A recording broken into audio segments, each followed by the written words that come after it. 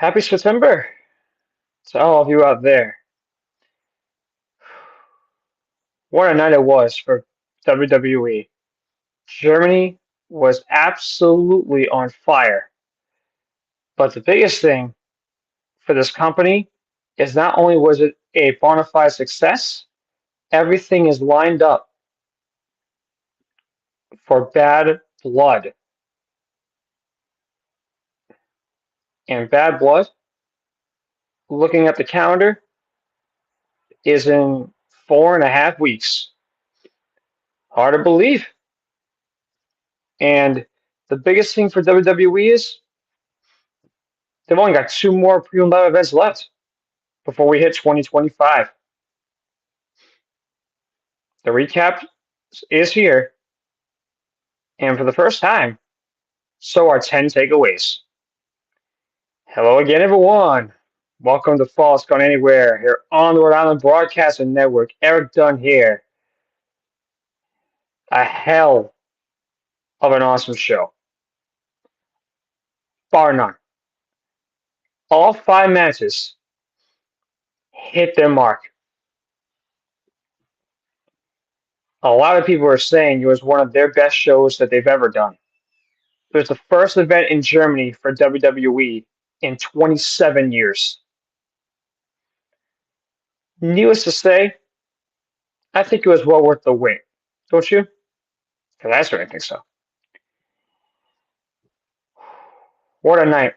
And I'm just excited to dive in and go over all of it for you. So before I do that, however, you guys can find me here live every Wednesday at 5 on Facebook, YouTube, and Twitch, as well as Amazon, Google, Spotify, TuneIn, and Podbean podcasts. Buy me a coffee at Rhode Island Broadcasting is where you can also support us. Follow us on our Facebook and our YouTube channels at RI Broadcasting to stay in touch with all the up-to-date information on our company, on our shows.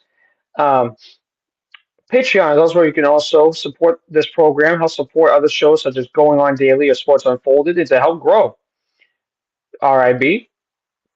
And also, if you want to be a sponsor and get your name out there more, well, this is what you have to do. Your ad will be read right over here. Not only will it be read, but people will see it. It'll be heard from an audio version on Spotify, Amazon, Red Circle, as well as many, many more.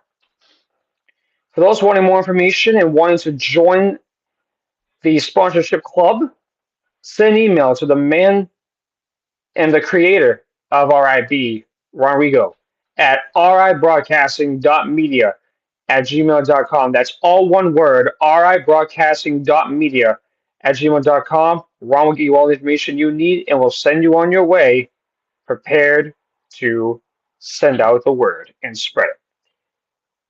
So,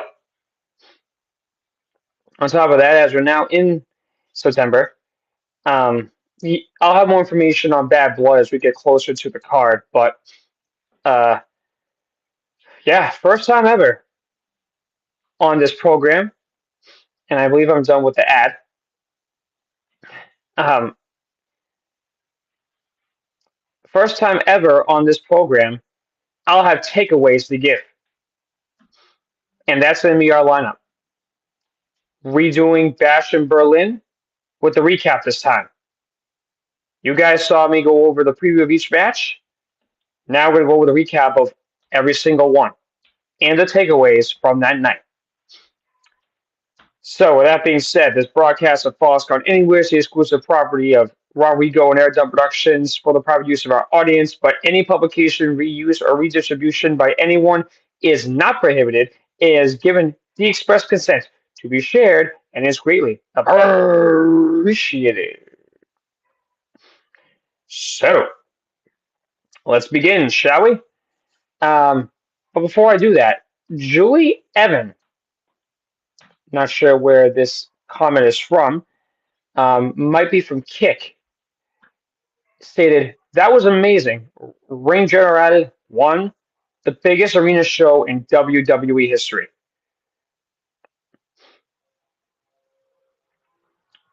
I'll tell you my opinions on that and how I really feel. So let's go down the line, shall we? Let's begin with the match that kicked off the show, and I was surprised that it was the opening match for the undisputed WWE Championship. The American Nightmare Cody Rhodes defending it against the prize fighter Kevin Owens, and Cody retained. Numerous chances for KO to turn heel. Many chances. For example, towards the ending of the match, the American Nightmare jumped to the top rope for a diving crossbody, but his knee buckled. KO considered booting in the back of the bad knee, but he refused to pull the trigger at the last second. Then later on, he had a chance to go for a savage apron powerbomb when the fight spilled to ringside, but he decided against doing it as well. Two stunners wasn't enough to put away Cody, who turned the tide by lifting his knees to counter a swanton bomb attempt, and a final crossroads gave Cody his retainment of the WWE Championship. However, at the end of that match, KO refused to let Cody help him back to his feet, though after collecting himself, he raised the champion's arm to the delight of the WWE Universe. KO would not let Cody raise his arm, and they hugged and embraced at the end. Now, I don't know if this is going to be a good storytelling situation, but I think KO turning heel might be the worst thing to happen because here's what I'm going to tell you right now. The only people I see Cody losing this title to, I've got three. The original tribal chief, Roman Reigns, the Brahma Bull, great one and most electrifying man in sports entertainment, The Rock, and the 14-time world champion, Apex Predator, Viper, and Legend Killer, and future Hall of Famer, Randy Orton. Those are the only three I see in this company that I believe are considered and should be the only three that if Cody loses this title to, should be one of those. And to and yes, once again to Julie Evan, I did acknowledge you just a couple minutes ago. I appreciate your comments as I'll read them for you again. That was amazing. The ring generated one, the biggest arena show in WWE history. Definitely overseas. That's for damn sure. Um, but the match was fantastic. I mean, 30 minutes of a classic. KO and Cody, beautiful chemistry in the ring, bar none. So that one I got right. Second match, got this one right. Bianca Belair, Jade Cargill have regained the women's tag team titles.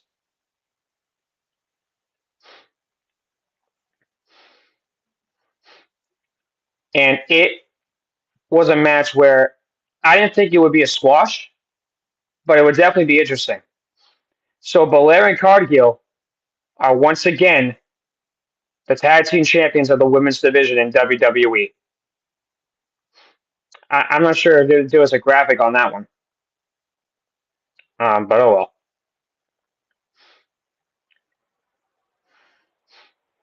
But I'll tell you though, Alba Fire and Nyla Dawn, they put up a good fight. They put up a very good fight, um, and in the end, it just was not enough.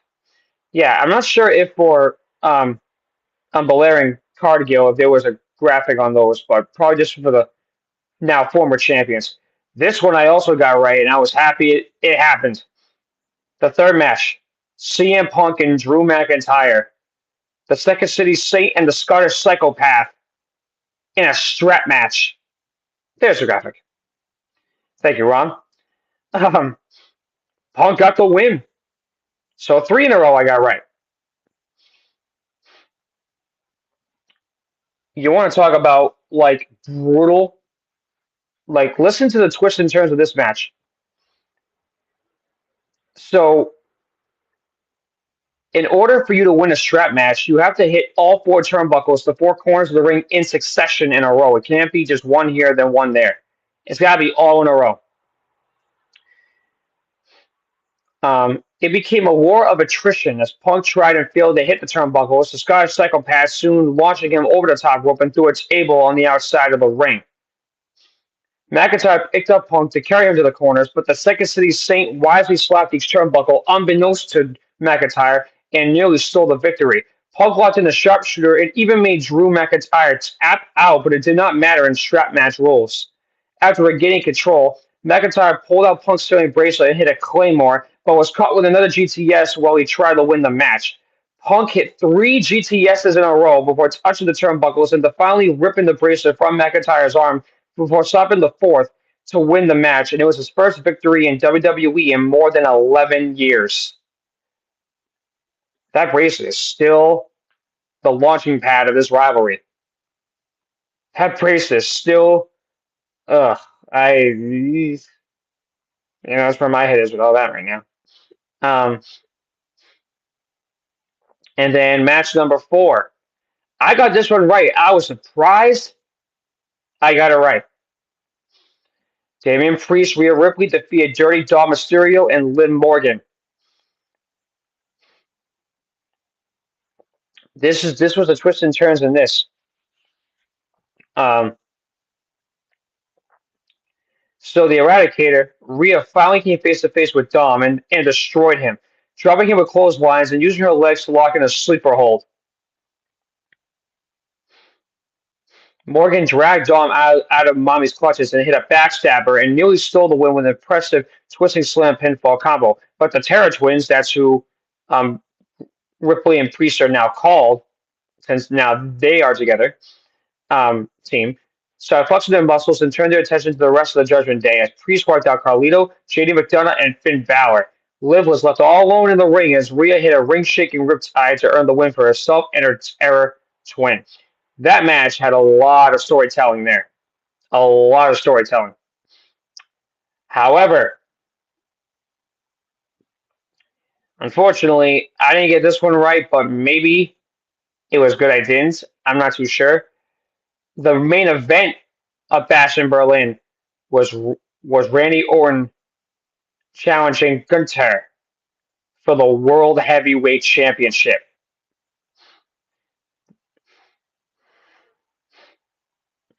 And it was an instant classic that the deafening Berlin crowd was treated to.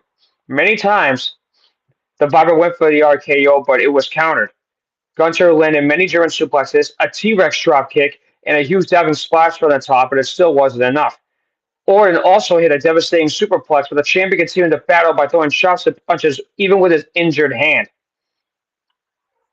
The challenger fought valiantly to escape the sleeper, but many times Gunther remarkably held on despite his upper body injuries and put Orton to sleep, retaining his title in incredible fashion. And in a move rarely seen from the ring general, Gunther offered a post-match handshake to Randy, who accepted the gesture.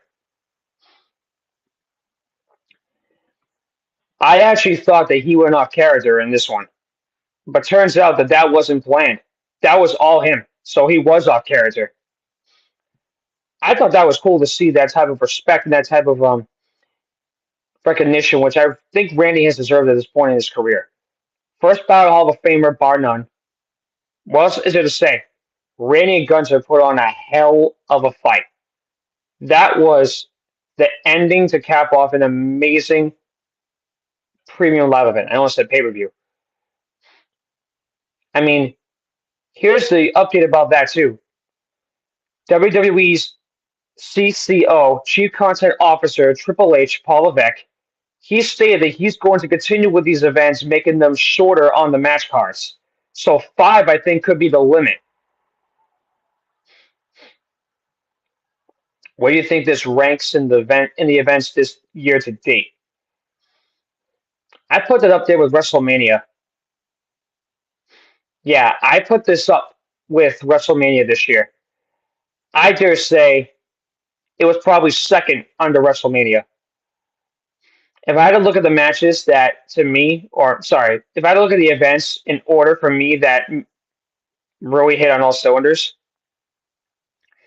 it would be WrestleMania 40, Bash in Berlin, and SummerSlam. And to me, those were the top 3. because they all made significant impact on this calendar year for WWE. Now, let's go over 10 takeaways from Bash in Berlin. And I'm going to go in order here. Number one, the rivalry between Judgment Day and the Terror Twins is just too good to stop right now. Mysterio is one of the best villains in the company and doesn't even need to have a rivalry with a specific individual to be booed out of the building. Even though Rey Mysterio starting last week and Dom using both the 619 and Frog Splash in the ring was interesting.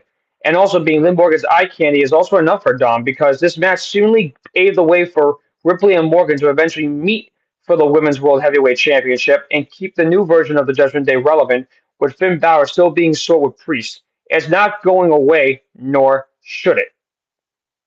Okay, I mean, that's a fair takeaway.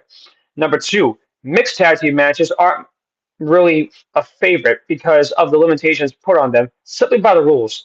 But the match between Dom and Liv and Jamie and Rhea made for an entertaining 25 minutes. You knew Ripley was going to get her shots in at Dom, and she did not disappoint. I agree there.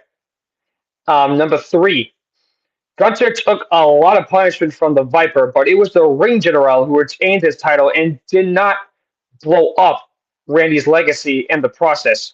He did by not blowing up his legacy. He may have just enhanced it. Randy not getting pinned or even submitted yet losing was an appropriate way to end the match. You have to give it to the two big men going 30 minutes in the main event. It was a big ask, and they both delivered. Number four, with so many different storylines involved in the World Heavyweight Championship match between Randy and Gunther, who would have thought this time it was Orton who was going for his 15th title, mind you, would pass the proverbial torch to Gunther. With two of the better technical big man wrestlers in the company, it was a perfect gesture that it would happen near Gunther's hometown and be topped off with a respectful handshake and gesture in the end.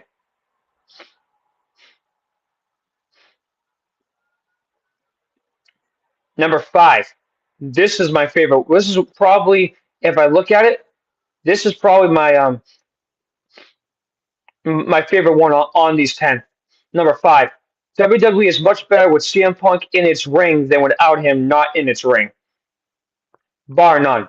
100%. That also would lead to number six and seven, too, because they're both going to be about the strap match. With number six, with Punk forcing McIntyre to tap out and being able to connect on the GTS 4 times in a row, as well as reclaiming his much adored bracelet, it's hard to imagine there will be a return match, although I think it's going to be possible at Bad Blood. Even though it has been entertaining throughout the past few months, you hate to see it go away. It just seems like there's no logical place for it to be taken to right now. Yeah, there is. And that's a spoiler, too, that I think will happen. This is a prediction that will be a spoiler. 4.5 weeks. Bad Blood at the State Farm Arena in Atlanta. It will be Punk and McIntyre, Hell in a Cell. Mark my words on that. It'll be Punk and McIntyre, Hell in a Cell. Number seven, Punk and McIntyre in a strap match with a recent history. Knew it was going to be brutal from the start, but you can't spend 20 minutes beating the hell out of each other with a leather strap, so the match had to set its tone early before settling down. The incorporation of tables and chairs to keep the balance of the match was clever. The lights on top of each corner were also a very nice touch, and it made it easier to follow, which paid off when both superstars had 3 of the 4 lights engaged late in the match. I believe it was, I think it was Punk had the green and Drew had the red, which was a nice touch too. Number 8, Jade Cargill, Bianca Belair have long singles careers ahead of them. They are that good. After getting the women's tag team titles back from the unholy union of Alba Fyre and Isla Dawn, after a couple of months, when do Belair and Cargill go their separate ways? Number 9, Owens' energy was unmatched on the card by a significant margin. That combined with his willingness to pull off crazy high impact moves makes him a well-deserving of a title run, if that is in his future. The Rolling Senton, the Stunner, the Cannonball, the Fisherman Buster, and others were quite the impressive arsenal Owens rolled out in Berlin. And finally, number 10, the undisputed WWE Championship match led off the show and it accomplished what it needed to. Get the crowd into it from the first bell. The budding rivalry, in quotations, between Cody and KO had every indication that in its fancy, even following Cody's hard-fought victory, the match left nothing more but to stoke the speculation of what's next. There's still a lot of meat left on the bone, and the passion and performance from both of these two men makes this something with plenty of intrigue moving forward. After Cody was able to retain his title, it now allows KO to turn ruthless in future matches. His friend put him in a situation to fail by doing him a favor by demanding he get a title match. Surely that led to KO not attacking the injured knee of Cody during a key part of this match.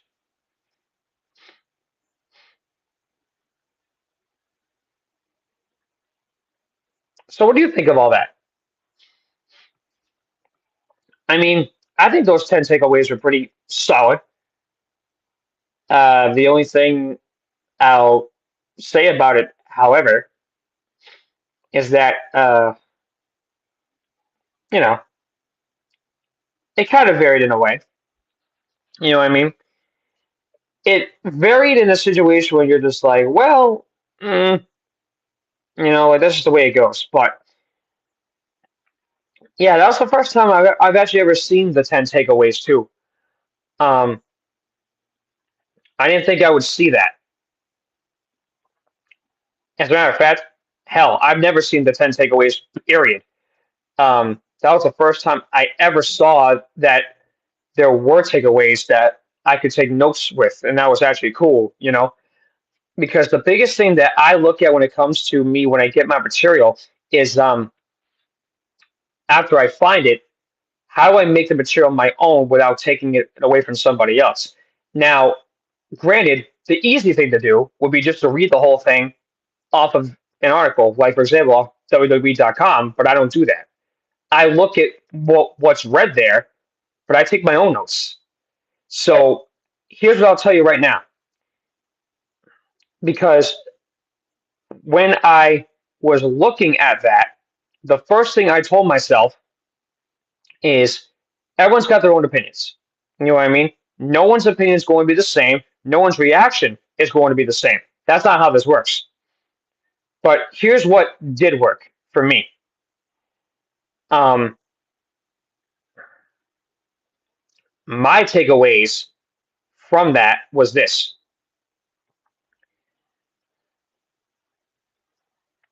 Um, Veteran NFL writer and Pat McAfee show contributor Mark Gaboli broke down everything we're talking about following Bash in Berlin. So those were his takeaways that he gave. Those were the 10 takeaways from that article. However, now I'm going to give you my takeaways and the notes I created. Because something I want to do with this program when it comes to the live events is if there are notes taken from that, if from other media sources that I would give credit to, I want to compare them with mine to see how they match up. Now, also, Rodrigo, the man of RIB, he's doing something with me where he's trying to compare my record of the matches, if I got them right or wrong, and see where we are at the end of the year. I mean, the fact I went 4 out of 5 and I got 80%, I mean, I'll take it. You know what I mean? The thing of not having many matches is that there's really no room for error. I mean, I should have realized that Gunter was going to retain, but I thought Randy would actually have a chance to do it. But, whatever. So here are my takeaways from Bash in Berlin. Just going in order here. So Cody and KO, the WWE Championship. 5 times in this match, KO could have turned heel. It was the it was the kick to the bad knee. Didn't do it. The apron power bomb. Didn't do it. The pile driver into a power bomb. He didn't do that either. Putting him to the announce table. He didn't do that either. And the low blow when the referee was turned. He kept everything clean and by the book, which leads me to wonder, could that be a sign of things to come for the matches down the road? Not too sure. And then Bianca and Jade becoming women's tag team champions again. Two, in my eyes, the two strongest women in WWE, probably in the history of the industry. Two of the most strongest. I mean, when was the last time you saw someone with that freakish amount of strength? The only one that comes to my mind is the Glamazon Beth Phoenix. That's the only one that I think of on that. And then uh, Punk and McIntyre with the strap match. I knew they were going to beat the hell out of each other. I saw that coming from a mile away. They also legitimately don't like each other either. But also, sometimes the people you have the best chemistry with in the ring are the ones you don't get along with because it creates a good story. I'm telling you, that will lead to bad blood. That's going to lead to bad blood. It will happen. And then Rhea and Damien, the Terror Twins. Beyond happy that they got their revenge there, but that might lead to Rhea getting a rematch. Maybe that goes to bad blood too. Not too sure, but we can hope. Um, and then Gunter and Randy, the World Heavyweight Championship. I think 5 times Gunter countered the RKO, and 4 times I believe Randy tried to get out of the sleeper. But it was it was the consistent elbows, elbows to the sternum, elbows to the collarbone. Randy's had surgery on before when he broke his clavicle earlier on in his career. I thought Gunter played that out beautifully. Now, granted, I hate the heels at times when I don't care enough for them, but my takeaway from that match was that was a great way to finish it because the post show had Louis Kaiser celebrate with Gunter. Um, I also want to state this for you as well as we turn the gears away from Bash in Berlin. Let's keep this in the back of our mind too. Bad Blood is going to be at the State Farm Arena in Atlanta, Georgia. Who's from Atlanta, Georgia? The American Nightmare, Cody Rhodes, the current WWE champion. Let's keep that in mind. Who's Cody going to be challenged by next? I believe it's going to be Solo, who, in my opinion, doesn't even deserve a rematch. But who do you think sets the table for that to return this month in September? The original tribal chief, Roman Reigns. I think he's going to return because next Friday, SmackDown is going to USA. SmackDown will no longer be on Fox. So the changes will be this. For the remainder of this year, Raw and SmackDown will keep their live times Monday and Friday nights, unless it's taped, like the Berlin one was, on USA. Then once we hit January, New Year's, I think once we hit New Year's Day, it flips. Raw goes over to Netflix, SmackDown stays on USA, but next month in October, NXT is coming to cable TV on the CW. And I believe the first ones that they have advertised, it's CM Punk and Randy, because they're both going to be in Chicago and St. Louis. Those first two, I believe. I mean, Triple H is pushing all the right buttons right now, guys. There's no reason why he's not. And it's awesome. Like, everything is lined up for WWE to finish off this year strong. However, the last two premium live events that we have left in the calendar year is Crown Jewel in Saudi Arabia and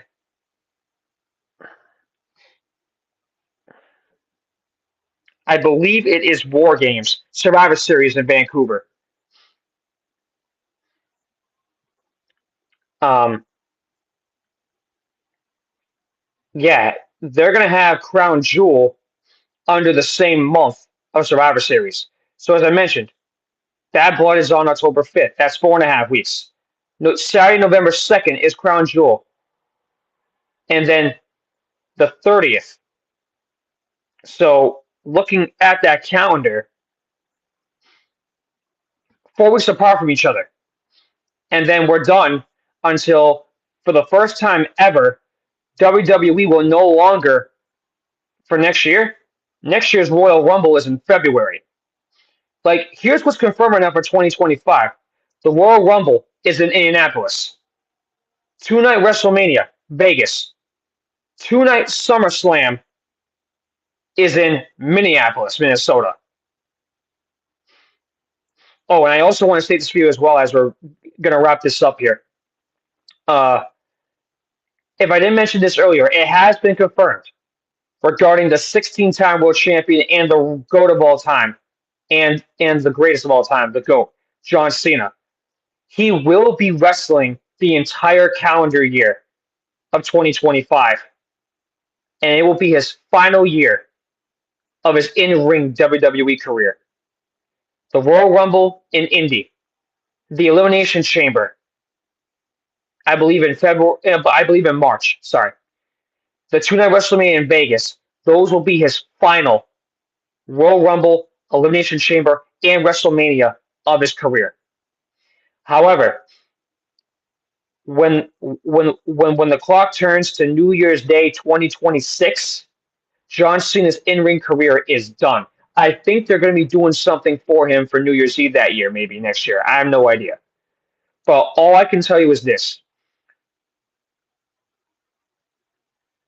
We all know that time goes by fast, but this is a situation where you're not going to want time to go fast at all. You're going to pray it stands still, especially for John Cena.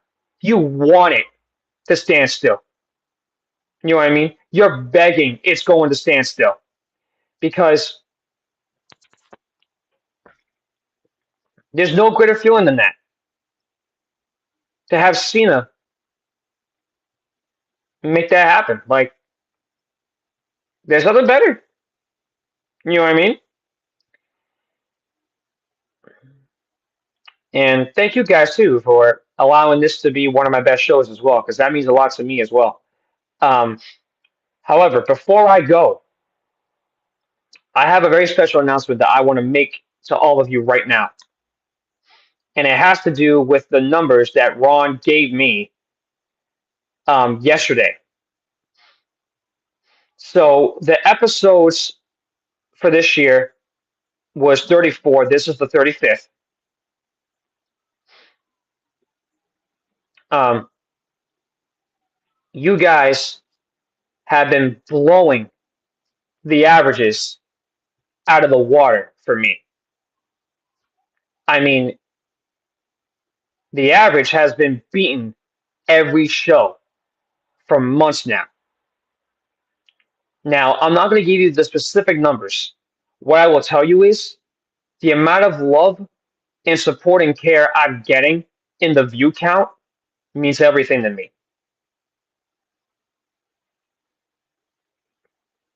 I'm not going to say we're coming into the home stretch, but what I will tell you is we're down to 3 premium live events left in this calendar year. And then all eyes will be on January.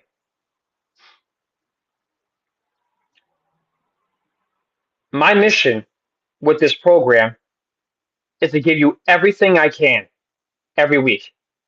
No matter how much I yawn, no matter how tired I may look, understand that I enjoy what I do. Believe that. I enjoy this.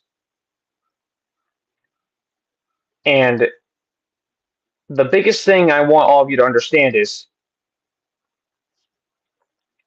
as we're getting closer to these events, the takeaways are going to get better, and Triple H is going to be turning up the heat. I think this could be summarized as one of the greatest calendar years in the history of WWE, in the history of its company. We're down to the final fourth of this calendar year, or should I say the final third? Sorry. This is the final 4 months for WWE. Let's see how they turn out with this. There might be some more surprises along the way. So for next week's broadcast, the SmackDown results from after Bash in Berlin and the Raw results from next Monday night I will have for you. If there's any updates before the card is out for Bad Blood, I will have. And if there's any surprises, I'll be more than happy to spoil for you. So with that being said, thank you guys so much for joining me here. This was the recap of Bash in Berlin, and for the first time ever, WWE's 10 takeaways and my notes and takeaways. On behalf of the man behind the scenes, Ron Regal, the creator of Rhode Island Broadcasting, this is Erik Dunn saying so long and thank you from my home in Bridgewater, Massachusetts. This has been a presentation of Falls Count Anywhere here on the Rhode Island Broadcasting Network. Happy September. We're now turning into fall, and this could be a great fall and winter for WWE. I'm looking forward to getting into it and telling you guys more. Until next week, thank you so much for watching and listening.